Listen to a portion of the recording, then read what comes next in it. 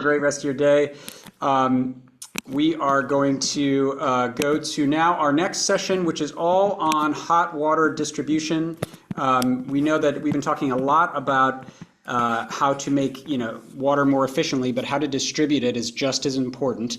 And so we've got a great session lined up for you today. And I'm going to bring back my colleague Noah Gabriel, who's just been doing some stretching as well, and to lead us introducing our panelists. Go for it, Noah. Thanks, Joe. Yeah, feeling good in limber now.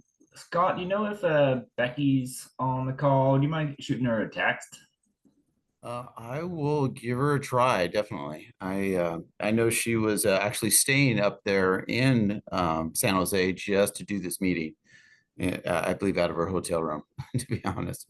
But Gotcha. Well, maybe she's having some Wi-Fi troubles. But yeah, after you ping her, if you don't mind starting us off, then we can always have oh, you're here, but don't have to get there she in. is. Okay. Thank you, Becky. Do you mind promoting her again, Yeah, Joe? we'll get her right in there in just a second. Yeah, go ahead with your intro. We'll get her in. Outstanding. All right. I want to thank you guys today for letting us present. We just came back from Jeff Wick's outstanding pipe trades training center. Just flew back from San Jose, and I believe the obligatory term is, boy, are my arms tired. Totally. Well, also something else, we got a chance to meet Noah, and he's actually much taller in person, unlike most of your popular celebrities. So we were humbled to get a chance to meet the team here. So today, I guess I just want to go over some great strategies we think is the best, but some great strategies to distribute that very valuable hot water stored in your tank. Again, my name is Scott Campbell. I've been with ACT now 19 years, working in both the residential and light commercial space. We've contributed systems and got information from the entire U.S. We partnered with the usual characters, GTI, Clear Result, NIA, and actually prior to me, we've even done work with Oak Ridge National Labs to validate the performance of our systems and to make what we think is the most efficient product that you can pair with your heat pump. In any case, all right, so I can share slides here. Yeah, well, so we do have Becky here, so we could actually keep the order if Becky, if you're ready to Yep. if you're ready to share your screen. But it was a wonderful intro, Scott. Excellent. I really appreciate it. So I don't know if we Joe, would you mind sharing this the intro slide for this segment real quick, and then we'll have Becky share.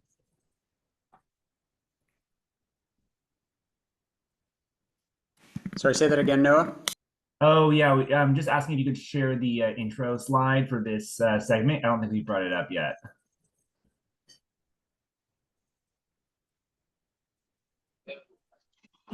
Oh yeah, oh we did. Okay, awesome, awesome. Yeah, just wanted to do our quick intros here. So another exciting session here. This time we're focused on distribution and recirculation. So I know it just says distribution, but recirc's definitely an important part of the picture here too. So really, this session will go into how does water move around buildings, both multifamily and residential, single family home residential applications.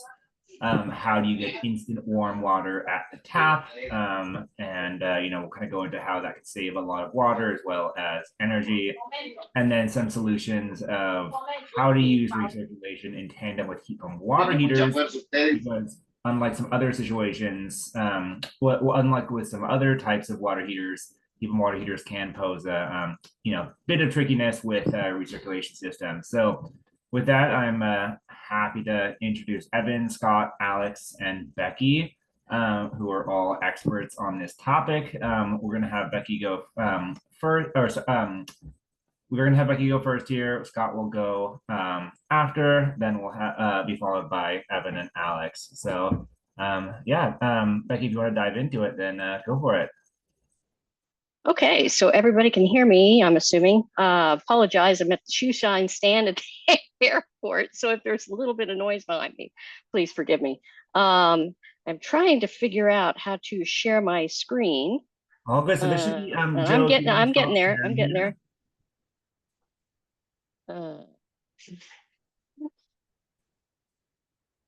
One second, please. Apologies. All good, no worries. Can you see my screen? Not yet. I think Joe, Not would you yet. mind stopping sharing the main screen, and then it might need to go in that order.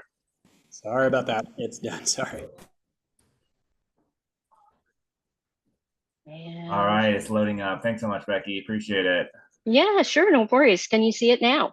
Yeah, looks perfect to me. Awesome, awesome. So for sake of time, I will go fast. So thank you. So what we're going to talk about is residential recirculation.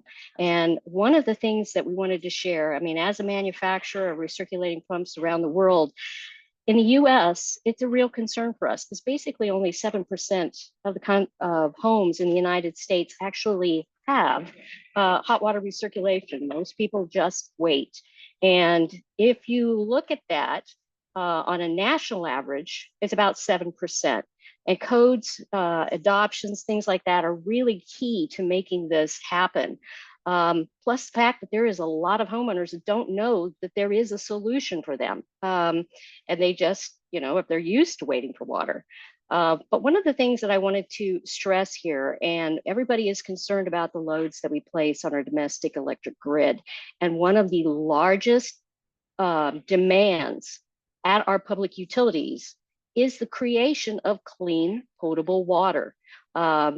It takes a lot to get it out of the source. It takes a lot to clean it up, pump it to your home, take it back out as sewage because you do pay for your water twice coming and going out of your home. And if we were to just reduce the amount that we waste, we would have so much water available for the multifamily developments, the housing developments, the home shortage that we're trying to address. Plus the fact that data centers, I know we're in the valley here, so that is a huge topic. I did some quick number crunching the other day, and if only 20% of the homes in California, and that's about 1.5 million homes, had hot water recirculation, there would be enough available water to power 90 data centers and more. So it's a lot to think about when you're just watching it go down the drain. So we'll move on just a little bit. The good old days, hot water recirculation was done with a traditional heating pump. Water went in, it circled around, and it came back out the other end, and there was no control modes. It ran all day long. It was run by asynchronous motors, which were not very efficient to begin with. And that was a terrible waste. We were constantly firing and using that energy to heat water over and over again, even when we didn't need it. So we tried timers and aquastats, and all of these solutions were poor by most standards. The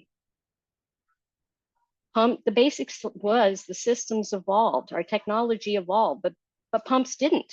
They were still dumb pumps. They came on, they ran, and they have a lot to catch up with as far as the industry was concerned.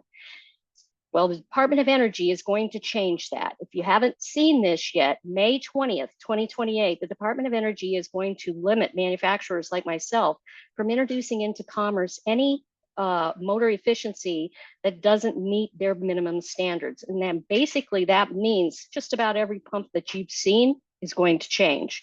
So what we're going to talk about now is the future of fractional and how we can use that. So let's just talk a little bit. Everybody understands the fundamentals of a heat pump. We pull in the warm air from outside, we run it through an evaporative heat. It circulates around an internal acidification. It has to see multiple layers inside that tank with hot water up high, available for instant demand below. We want that cold water to be what's feeding into the heat exchanger. Obviously, the heat pump is going to work best if it's supplied with the coldest water available, right? So we have to maintain that stratification if we're going to maintain eco mode. We also need to be able to locate this in an area where we're not going to disturb the home occupants. We're not going to be pulling heat from conditioned spaces. We're not going to be creating noise. And I know a lot of the panelists before have spoken to the advantages of heat pump water heaters, but these are things that we need to keep in consideration when we're talking about delivering hot water in a timely fashion. So just to take a look at the stratification issue itself. We're layering that water inside the tank. A traditional tank, you're going to want to heat up the entire vessel. With a heat pump water heater, we're keeping the hottest water up high, the coldest water down low. And in that median range is where we're trying to do as little disturbance as possible, where that thermal exchange is taking place. So if you've got great stratification, you're going to have lots of available hot water at the top of the tank and nice cold water on the bottom. If you don't have good stratification, let's say you're recirculating at high speeds, you can cause turbulence inside that tank. You can cause the water to mix and blend, and you're losing all of that efficiency that you created with your stratification. Okay, so we want to also make sure that if you're working with a hybrid unit that offers a condensing coil that sits on top, we don't exceed the hourly capacity of that condensing coil. If you're flowing at high GPM and you're doing a recirculation loop, it's quite possible that you're going to exceed the capacity of that condensing unit. So it's important, again, to flow low, flow slow, and control the pump, okay? Temperature settings, basically 95 to 102. That's what we're looking to maintain as a range. I know some people want higher temperatures, but we also want to control run times. We want to make sure that these pumps stop frequently. The most efficient pump you have is the one that isn't running. So let's talk about control strategies for a second. Oh, before I get to that, there's some other things to be concerned with. PEX tubing, very, very popular. It's a low-cost alternative. It's a lot of people are using PEX tubing. It's easy to work with, but it does have some concerns when it comes to velocity, okay? PEX tubing is manufactured using a cross-link system that involves heat and chemical, and when you reintroduce that pipe to velocity and heat, you can actually cause it, the cross-linking, to reverse itself, and you'll get splits in the pipe. And many manufacturers of PEX tubing have recommended very low velocity rates when you're using PEX for this very reason. It can cause system failures, okay? The other thing to keep in mind is we have a lot of high efficiency appliances that pull out a very, very small amount of water.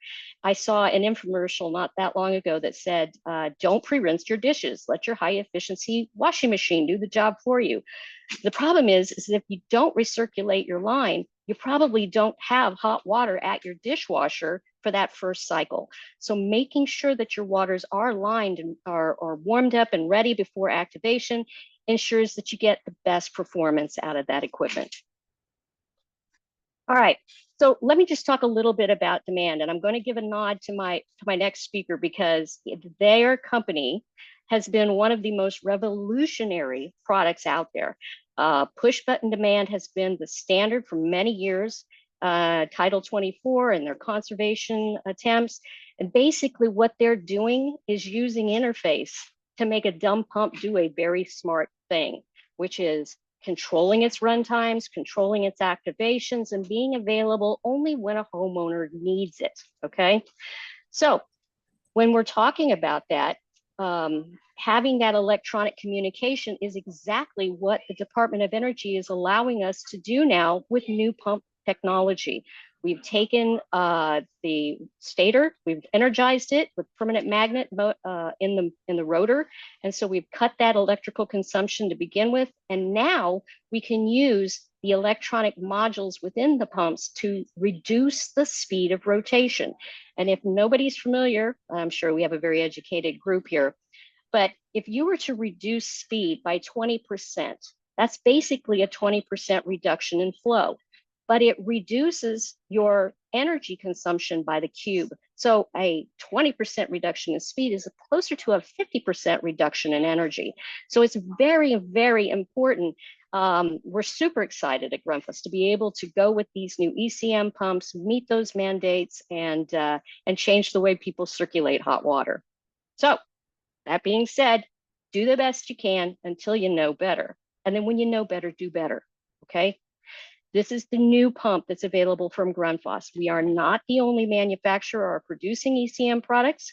However, we have incorporated intelligent controls into the pump that are designed specifically to meet California Title 24 initiatives for flow rates, time cycle of operation, temperature adjustments, and they keep the flow rate at less than 2 feet per second as per the PEX tubing manufacturer's guidelines. So you're never going to have to worry about being without water. You're flowing at a very low flow rate, which will not disturb the stratification layers inside the tank.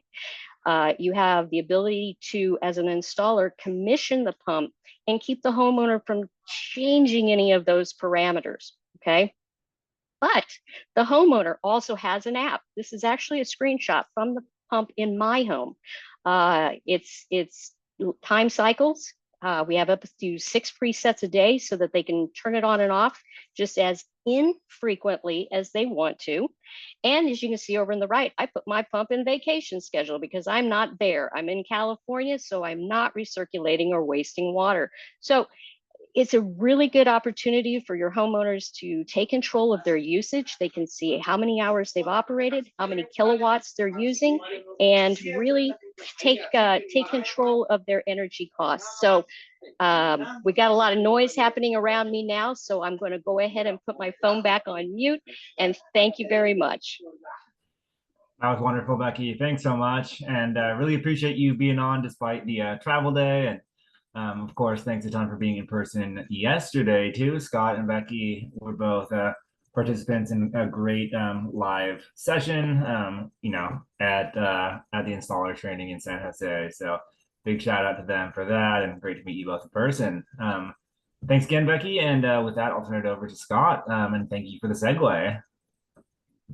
All right, thanks a lot, Becky. Yes, I want to say that Grundfos makes some of the, if not the best pumps in the industry, and we definitely would like to buttress that with some of our controllers. Can you see my screen? Not yet, Scott. Okay. Can see you. How about now? It's loading up here. Yeah, you looks great. All right. All right. Excellent. So, all right. So again, my name is Scott Campbell, ACT Demand Systems. Well, today what we're going to go about, and just kind of for those of you who are not already familiar with demand systems and what we do uniquely. So here at ACT, we don't heat water. We don't make pumps. What we do is we make systems that make all these fantastic and efficient products work well together. So let's see here. All right. So first off, what problems are we trying to address? Well, what are we trying to do here? And that quite simply is to make a product that moves water quickly. So tonight, when all these participants go in and take a shower, or in the morning, they're not standing there waiting for hot water. And the idea specifically, well, first it was with tankless, and now with heat pump water heaters, we have the challenge of not interfering with the function of the product. And of course, we want to preserve the warranty. And then, of course, obviously, all systems save water. But we want to do that at a minimum of energy use while doing that. So we have quite a few things to address here. All right, so all recirculation systems save water, but at what cost? So going back to the early 2000s, we did a lot of research with Oak Ridge National Laboratories. And what we found out was, comparative to those old Home Depot or Lowe's, Aquastat timer-based systems, that they could cost up to, they could cost literally hundreds of dollars a year in energy lost while operating them. Why is that? Because an average system would be scheduled, say, between 6 a.m., 10 a.m. in the morning, maybe 3 p.m. and 11 o'clock at night. You're trying to capture showers, washing dishes, washing clothes, a variety of activities over that time, and you need hot water during that time. And to do that, what you would traditionally do is schedule these functions. All right, so what I'm going to go real quick, go through, because I know I'm a time constraint here. This is a typical building. This is more of a commercial setting, of course, and just obviously everyone in this group is familiar, but just give the concept of, you have cold water coming in, it's going through a boiler, maybe a storage tank, it's distributed through this large structure, and then with a recirculation system, and then returns. And what I want to really point out to is this large structure, and why is that? And this is something I really want to I want to point to, and that is, let me get this thing out of the way here, and that is the similarities of a common heat pump water heater in a residence, and something that is very similar in function but opposite in in goal, and that is for all the car people out there, a radiator system. So in a car, what is the best and most efficient way to distribute heat? Well, you have a heat source, the engine, and to best get rid of that heat, you put the hot water through a low volume, high surface area tubing over a long distance. Thus, it dissipates heat and does it extremely efficiently. Of course, you can see the similarity. So if you look at these two, both of them, the radiator and the tank, are both stratified. They have they go through water lines in this case, or coolant lines that have a large surface area, but a minimal amount of volume.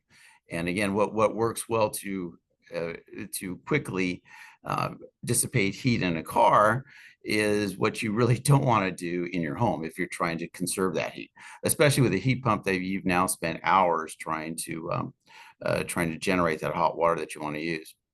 So just to back up here, so when do you want to heat water or recirculate water? Of course, before showers, washing dishes, washing in general. When do you not want to recirculate water? Heck, when you're asleep, when you're not at home, or when there's already hot water in the line, or like me and Becky last couple of days when we're in San Jose. So the entire time while I was in San Jose, I have a system that sat there dormant. And the idea there is it's leaving that hot water in that tank, in that receptacle, and where it's nice and insulated and not droning away down those water lines, thus dissipating the heat that was so expensively and preciously accumulated over time.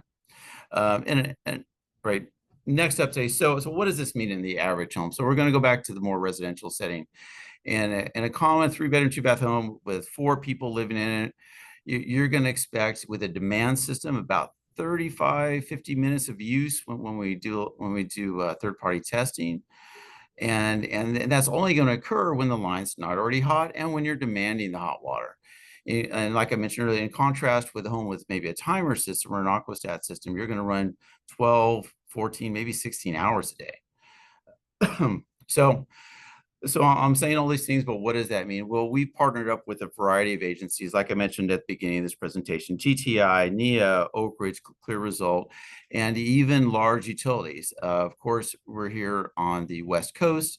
The state of California has been exemplary in doing research and been very critical, and demanded these third-party research to validate all of our findings, and have since then adopted all the way up into actually 2019, they would offer actually free installs of light commercial systems in buildings that both encompass the actual cost of material, the labor, and a warranty, because they were so convinced that our systems would help their goals.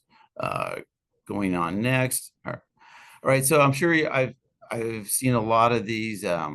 I've seen a lot of these presentations by HPWH, and I know you've seen this diagram infinite amount of times before, but in a typical building, you're going to lose approximately, and these numbers I know I'm going to be disputed, but somewhere in the range of 45% in heat loss creating the hot water. Now, the recirculation lines are going to lose 25%. And then in the branch lines, you're probably going to lose another percent, with the total end use of that expensive energy that was acquired, that expensive hot water, of 29%. This is important. So this is really what is the motivation for us to focus just on the recirculation side. And now I'm showing it. Now, I know this is going to get some scrutiny, that we're talking about gas consumption. This was the latest research done by the California Energy Commission, and it just kind of compares our products to similar products. Of course, the dark blue is a demand control systems and light commercial buildings, compared to both timer and temperature modulation systems.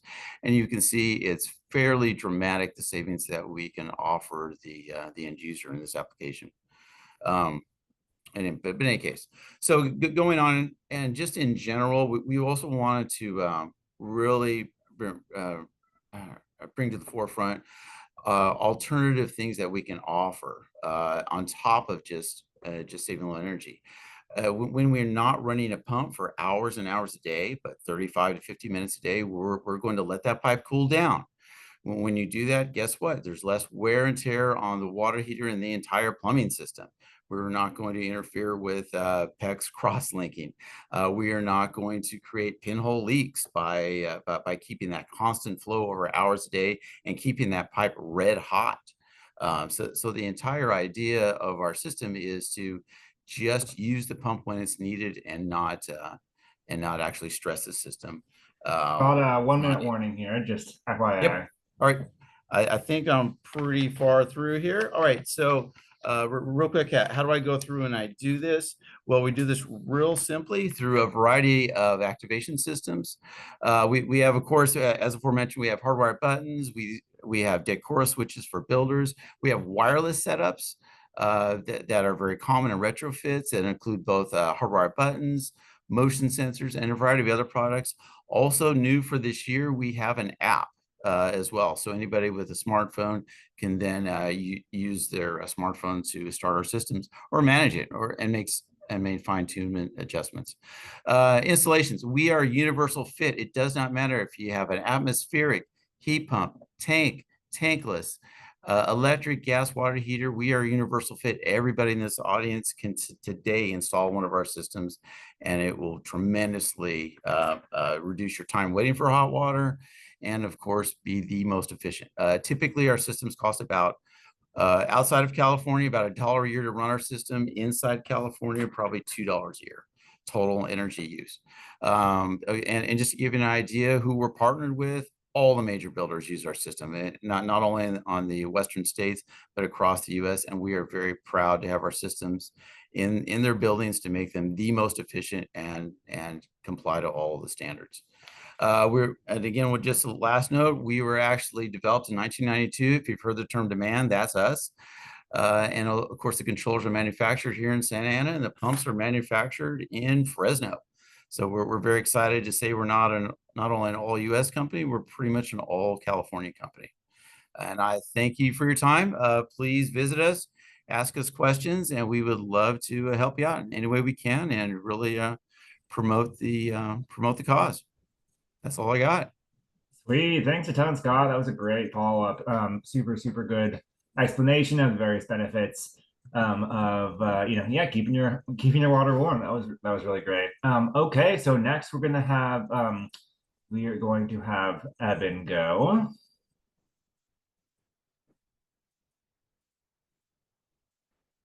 Hey, you're muted, Evan. Okay, I'm calling on my cell phone. I want to make sure that there's no echoes or anything. Can you hear me all right? Sounds great. And yeah, we can see your sidebar, so if you don't mind just going into full presentation view, you should be all set. Yes. Let's see. Here we go. How does that look? Looks great. Okay, so first I definitely want to thank NBI and their partners and all the organizers of this event today. How cool is it that we have a heat pump water heater day? I'm so happy that there are other people here that get to and are excited about nerding out on heat pump water heaters like I am. I get to work with these appliances every single day at my job at Ecotope as a research engineer, and I get to work with manufacturers, mainly large commercial manufacturers that can install these heat pumps in really large commercial buildings with large domestic hot water loops. So I get to really dive deep into the features that these manufacturers are offering and figure out how to work our designs around those features that are always evolving on the market. So it's been really a pleasure for me because I get to dive deep there, and then I get to work with our design team to demonstrate these systems in real life. So I get to go see the designs that I've helped inform, and we get to hook all this cool monitoring equipment up and figure out how much energy we're using. So, and part of those findings are this recirculation loop really has a huge impact on building performance, right? Definitely to the other presenters here, that's no surprise. I love how Becky talked about the importance of the hot water circulation loop in the first place to save this water. And one thing we've seen in these buildings is it just uses so much energy. So Scott's product is really a great solution for that, especially in these smaller systems where we don't always have hot water being used. My focus has primarily been in large multifamily and large commercial buildings. So mainly it's been continuously circulating loops because someone is, when you have 500 occupants with different schedules, someone tends to be using hot water almost all the time. So in these large buildings, that's been the context for me to try and figure out how to best manage these hot water circulation losses using a heat pump water heater. So what I'm going to talk about today are the capabilities of heat pumps today. And Becky talked about stratification, which is extremely important in these single pass heat pumps that are more or less taking over the market. So we're going to talk about the capabilities of those heat pumps and how we have to design our piping to accommodate those capabilities. Depending on the refrigerant of the heat pump you're using, you're going to have very different efficiency depending on that inlet water temperature that you receive to the heat pump. And the biggest driver of that inlet water temperature, aside from piping your system correctly to stratify that storage, as Becky was talking about, the biggest contributor to that inlet water temperature is that hot water circulation system. So we're going to go over a few piping designs and considerations that you have to take when you're piping a system in that way. So we're going to start off with this return to primary system piping, which is probably what most contractors and engineers are most familiar with if they've piped boiler systems or gas water heating systems. And this is a very simple return setup where we have our mixing valve serving hot water to the building, and then we have a hot water circulation return, either going right back into the loop through the mixing valve or going back to the tank so it can be reheated, and so that tank can inject heat back into that loop. Right. So what's important here is there are several manufacturers that can manage to heat water in this way and manage that hot water circulation, but it highly depends on the type of refrigerant they're using. Right. We have hydronic heat pumps that are used to heating with really small delta T's, the temperature differences, and warm incoming water. So as long as we're picking the right heat pump for this return to primary configuration, then we can heat water really efficiently that way. Definitely do not want to minimize how important it is to make sure your loop is well designed to minimize that heat loss and still minimize that return temp, because even with the heat pumps capable of heating this warm return water, they're still more efficient when you can feed them that nice cool water. So one really important factor here is the heat pump set point in return to primary. One thing manufacturers have done in some cases is they'll turn the heat pump on when that temperature at this sensor is extremely low, like maybe 100 degrees, 95 degrees. And that's because they're expecting that nice cool water to fill the bottom of the tank in our stratified tank from that picture that Becky showed. And if you have constant circulation, then you may not ever see that cold water. So what can happen is your entire tank can cool down to that 110, 115 degree return water temperature, and you're going to start sending 115 degree water to the building, and that's going to continue to cool until you've reached your heat pump set point. So what we need to make sure of when we're selecting a heat pump water heater to accommodate these hot water circulation loops is we need a heat pump with documentation that shows it can heat efficiently at those high inlet water temperatures, and it can heat reliably at those inlet water temperatures that are even higher than our hot water return temp. So if our hot water return is coming back at 115 degrees, we want that heat pump to turn on when it sees 120 degrees. at least, right? Or 125 degrees even. And then if we wanted to turn off, has an even warmer temperature. So if you're selecting a heat pump and either the manufacturer doesn't have information on those high inlet water temps and what that does to the heat pump, or they don't have transparency in their sequence of operation, you're going to have a lot more risk in your system design because you can't be sure what happens with that hot water return and how the heat pump's going to handle that. So that being said, there are options for return to primary there, but a very prominent refrigerant type in the heat pump water heating world and on the commercial scale is CO2 heat pump water heaters. And CO2 heat pumps, they really need that cold incoming water all the time to operate efficiently at all. When they have cold incoming water, they operate extremely efficiently, even in really cold climate conditions. Like anywhere along California, it's going to be a breeze, but in the inland empire, inland Northwest, Midwest, these CO2 heat pumps will still operate really well. So what we're doing here to be able to accommodate this hot water circulation loop with CO2 heat pumps is we're just separating that hot water return and heating that with a completely different heater, right? So this is a dedicated temperature maintenance system. And by temperature maintenance, we're talking about maintaining the temperature in this whole circulation loop.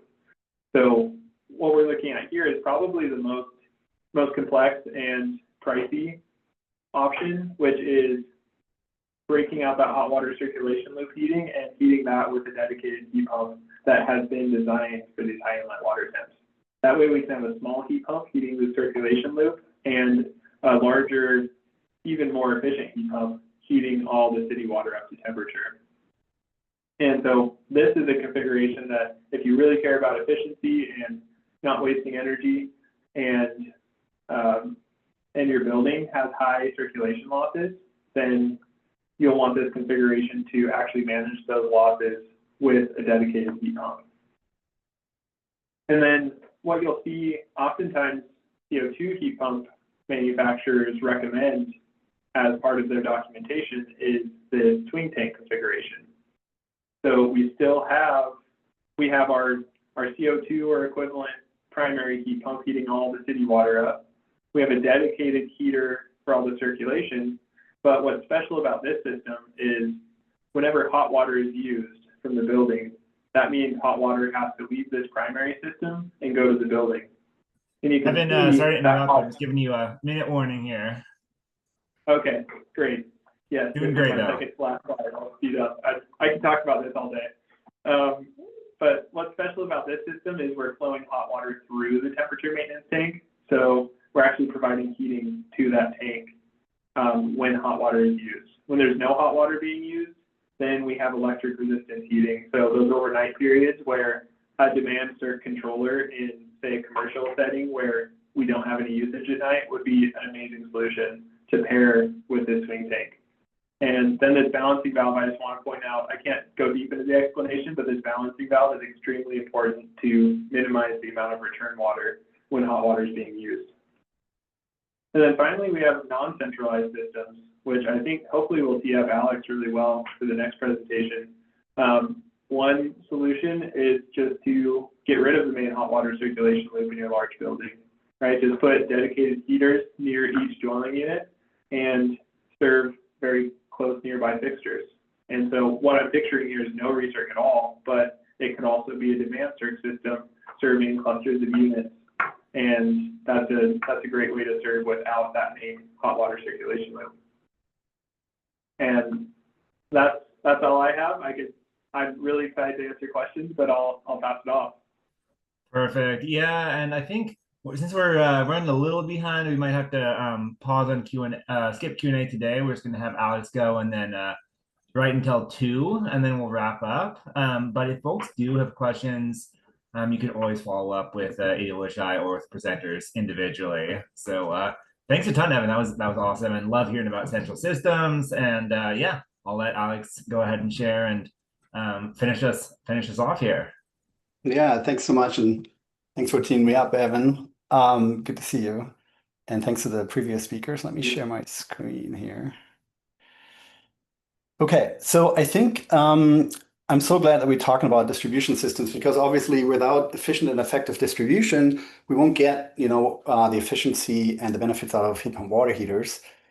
So distribution system really can make or break the experience of heat pump water heaters. And I think as previous speakers alluded to, we're not only talking about energy efficiency, but water efficiency as well.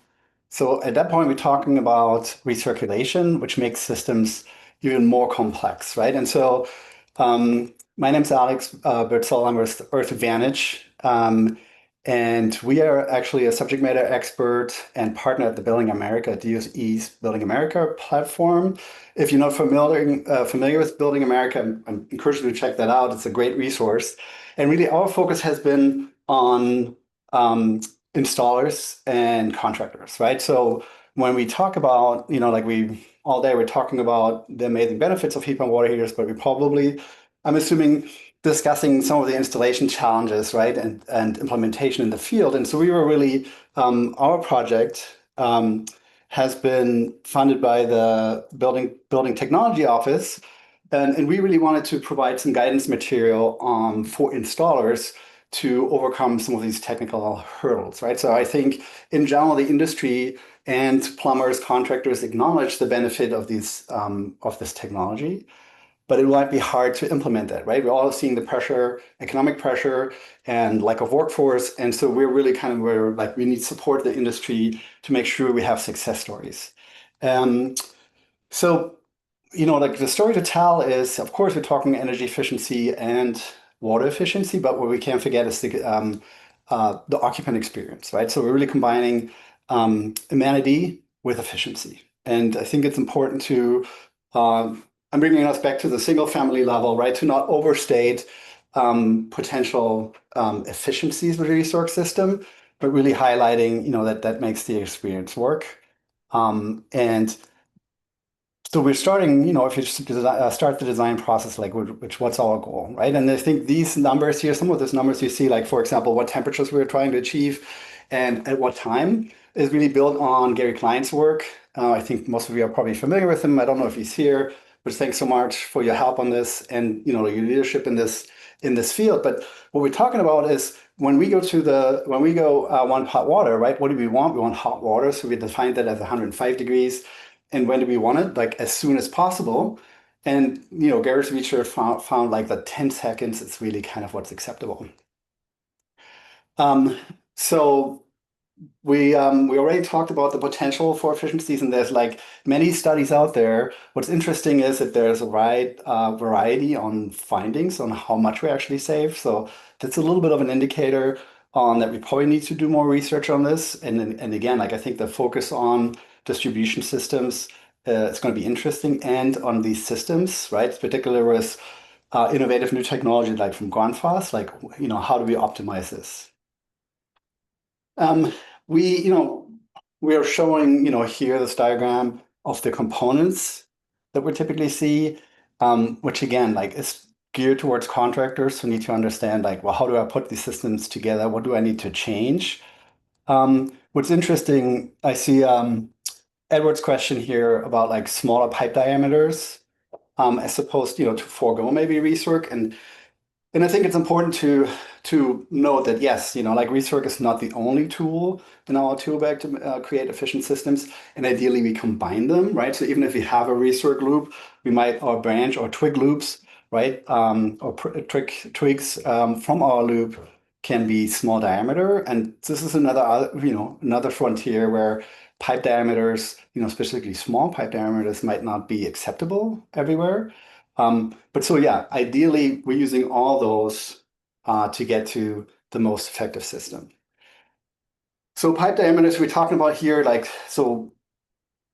smaller pipe diameters might be more efficient, but we might be needing larger pipe diameters in our rework loop to be able to provide hot water and charge that loop quickly. So understanding for installers to understand okay, what are the right diameters, not just going from rule of thumb or what have you done, typically done. These are for all the folks on this call here who work with these folks to really understand, like, okay, what do we need to discuss specifically single family, where often that's design build, right? So the plumber selects pipe diameters, insulation, pipe routing, and so forth. Just discuss these opportunities, and ensure that this is understood again, like for the success. So, and then we talk about pumps, right? So that's this is a misnomer here in the title, or typo in the title. We're talking about pumps, selecting the right pump, and I think we have like some great partners here, like ACT and Grundfos and others who can help with that. But understanding what different pumps there are, how they're driven, right? We talked about ECMs, but PCS pipes, pumps, are they acceptable as well? 1 minute warning here, Alex. Sorry about that. Sounds great. No problem. Anyways, there's a lot to the pump selection, and I think it's great that we have partners here who can talk about this. The one thing is, maybe to wrap this up, is we talked about control strategies. On demand, of course, it's the most effective, right? We've known some of the others that reduce runtime and protect our certification in the water heater. Maybe closing that on demand is the most effective in conserving water and the certification of the water heater.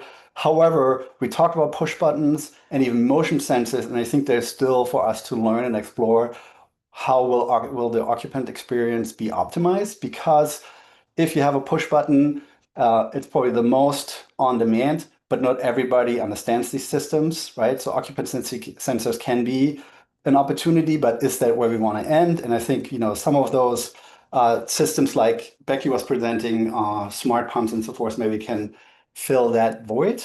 But overall, I think just the takeaway is talk to your installers and contractors to make sure that these systems operate as efficiently as they can. Thank you. Awesome, great conclusion, and sorry to rush you all a bit. We're just trying to keep things on track, but that was great. Super informative.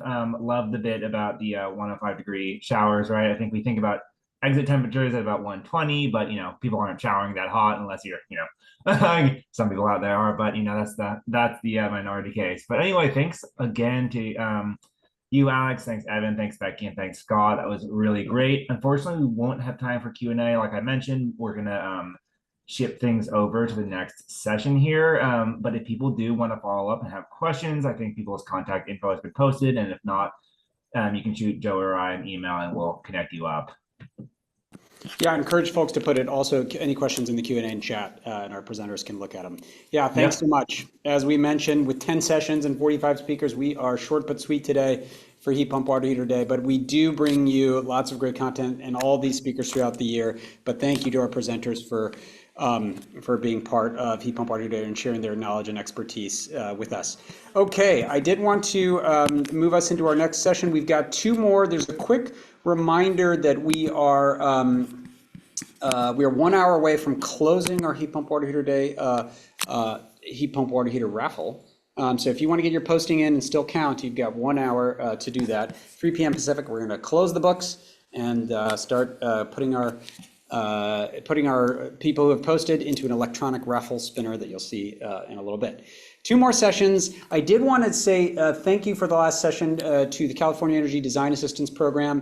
They offer this free custom analysis and help connect folks with rebates, folks who are designing commercial buildings, and so they offer this really great resource, and they have helped bring lots of great webinar content and manufacturer roundtables to the airwaves throughout the year. So huge thank you to them for being a custom session sponsor there.